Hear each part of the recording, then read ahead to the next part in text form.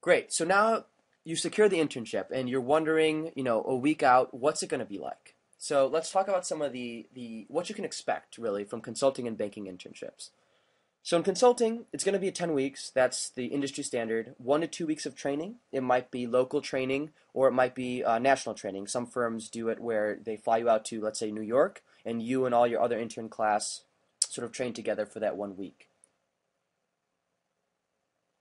Typically, throughout the summer, you're only going to be working on one case or project, as I mentioned. That just has to do with the typical length of these engagements that the big three do. So, a typical case might be 2 to 3 months, maybe even longer. So, uh, sometimes you get to see an entire case, which is great. But sometimes you come in for the first half or you see the last half. It's not really. They can't really tailor that stuff around you, right? Just because it's based on market demand. In terms of hours, you can expect to be working around 50 to 70 hours per week, which is nothing to scoff at, right? But it's if you take a peek down at the bottom, it pales in comparison into the sort of hours you might be expecting to work in banking. There might be a final deliverable in terms of a final presentation and or project. In my experience, we did have a final presentation. It was an internal presentation, meaning that it was just to the office. It wasn't to the client, but besides something like that, the only thing I could really expect in terms of final presentation might be if your case does line up with your 10 weeks. Maybe your final project is you assisting in the final presentation, the final deliverable to the client. And then the last 2 points that are pretty nuanced, but I think are important. So most interns that are capable do get offers at the end of the day. Most interns that are hired and go through the 10-week process at a big three are hired. So that's a great thing. A lot of people say that the highest bar is at during interview time. It's not actually the internship.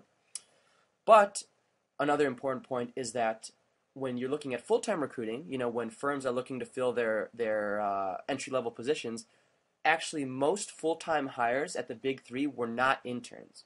So what does that tell you?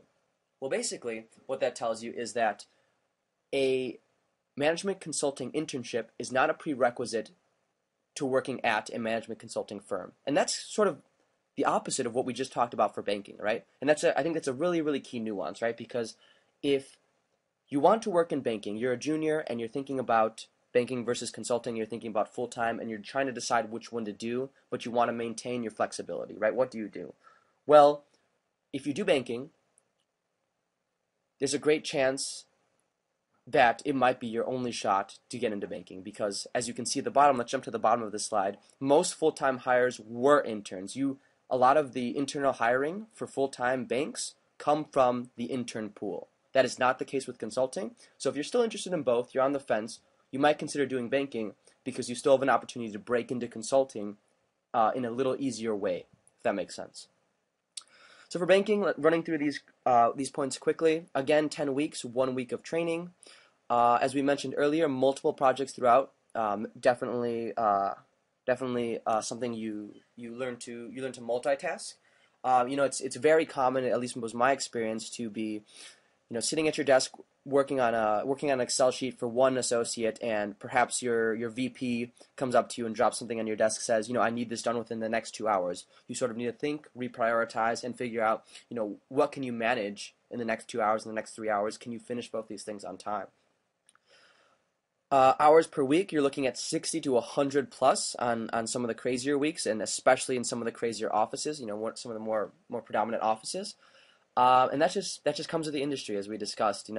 It's not uncommon to be sitting at your desk at around 9 or 10 p.m.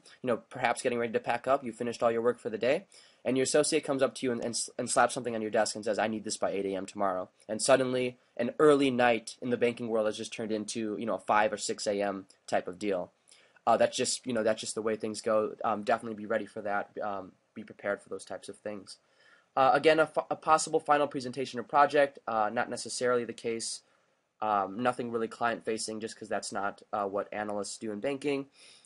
Offer rates do vary. This is analogous to the second to last point under consulting, where I said most interns get offers.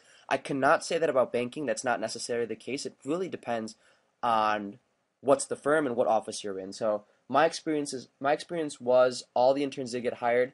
and that it's relatively common in a lot of the bulge bracket banks, but that is not common in certain prestigious offices and certain boutique firms where I've heard sort of horror stories where out of the 8 interns, 2 of them got offers. Things like that do happen. It just when the competition's that fierce, sometimes it just sort of works out that way, unfortunately. But yeah, that's sort of my quick breakdown of consulting and banking, the actual 10 weeks you'll spend on the ground. Now let's move a little bit away from the internship in specific, and let's talk a little bit about, down the road. What are you thinking about in terms of exit opportunities? And exit opportunities, as I'm using the word, refers to after you leave consulting or banking, 2-3 years after college, what's your next move? What are some of the options available to you? And that's something, although it might seem far away, it's definitely something you consider even when thinking about internships, right? Because let's say you're thinking about doing banking and then full-time doing a banking internship and then full-time banking after that. Well, you want to have sort of an end game, right? What's your plan after that? What's the next move? Because depending on what that item is for you, it could influence whether consulting or banking is a better decision, if that makes sense. So on the consulting side, you can see actually on both ends, you can see business school. That's actually one of the most popular, perhaps the most popular exit strategy for a lot of bankers and consultants. You go off to business school, maybe come back, or maybe go do something else. It's a perfect transition point after 2 or 3 years of consulting or banking. Another option, though far less common, is direct promote, which means you're directly promoted from analyst to associate in the banking case, or perhaps associate consultant to consultant in the in Bain's case actually. But basically, what's happening is you get to forego business school. Is what it is. It's you get to go from entry level outside of straight out of college. Work at the firm for a few years, and then you move directly to the MBA, post-MBA position. That's what it is. And that's not very, very common. It does exist, and it's really given only to sort of the shining stars of the firm, if that makes sense.